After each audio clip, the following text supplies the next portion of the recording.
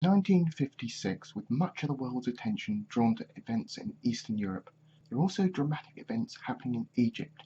And like those in Eastern Europe, the events in Egypt had their roots back several years. Egypt, in particular the Suez Canal, had for a great many years been of strategic importance to British interests. The main objective of the Axis campaign in North Africa during World War II was to defeat the British forces in Egypt, capture the canal, and cut off a direct link to India. Even with India now an independent country, the link was still considered vitally important, especially for the shipment of oil. In 1856, the French had obtained permission from the then Sultan of Egypt to construct the Suez Canal in exchange for a 99-year lease to operate the canal, which was supposed to run from the opening of the canal, which happened in 1869. The canal construction went significantly over budget, and thousands of lives were lost in the construction process.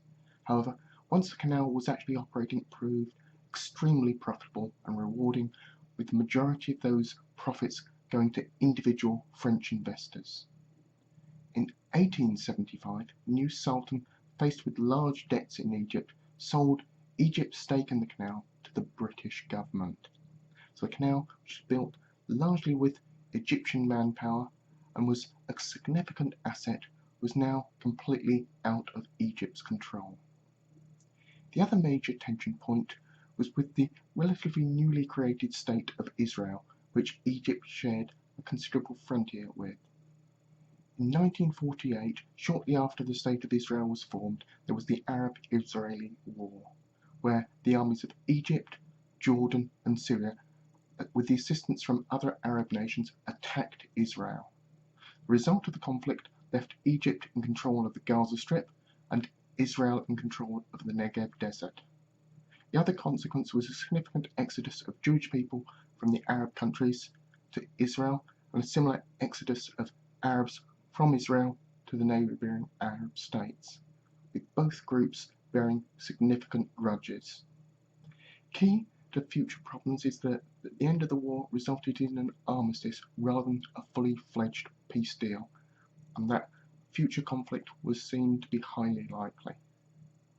Egypt itself had also recently undergone some dramatic changes. From 1882, Egypt had been a British protectorate, with varying degrees of freedom from direct British rule. Now, part of this time being under control of a series of sultans and then a series of kings.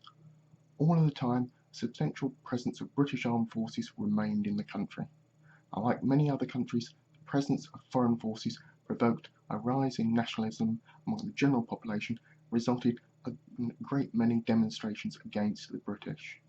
However, the British did also play a major role in developing the economy, especially around the production of cotton. All this culminated in the British declaring Egypt an independent state in 1922, initially under King Fahd, though with a British High Commissioner present and the British controlling the zone around the Suez Canal. However, this really didn't solve anything, as successive Egyptian governments were considered to be corrupt and puppets of the British by the general population.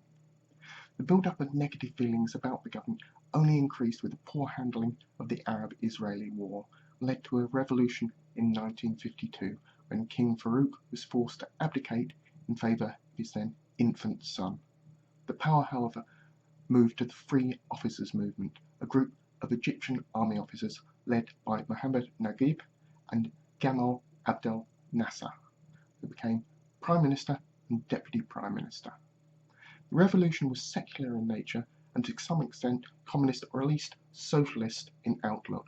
They banned the Muslim Brotherhood and embarked on a program of land redistribution, restricting the maximum amount of land an individual could hold in an attempt to reduce the chronic levels of corruption in the state.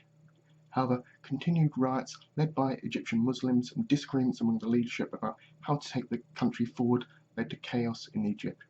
This resulted in late 1954 with the young Nasser taking charge of the country. The next question, of course, was, now he had control of the country, what was he going to actually do with it?